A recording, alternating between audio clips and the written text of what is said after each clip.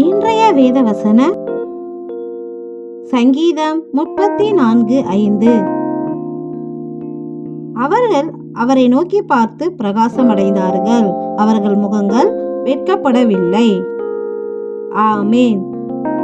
நம் தேவனை நோக்கி பார்க்கிறவர்கள் தேவனுடைய மகிமையால் பிரகாசமாக இருப்பார்கள்.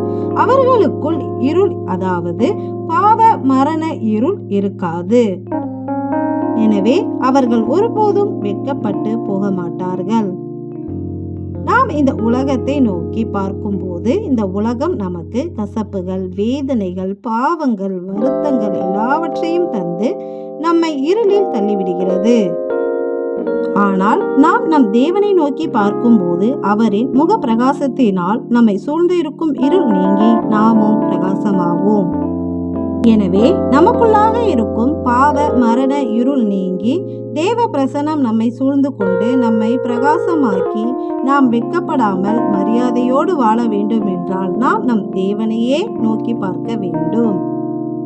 எனவே நாம் இருளில் இருந்து விடுதலையாகி தேவ பிரசன்னத்தினால் உண்டாகும் பிரகாசத்தில் வாழ நாம் இந்த உலகத்தை வெறுத்து நம் தேவனையே நோக்கி பார்ப்போம். ஆமேன்.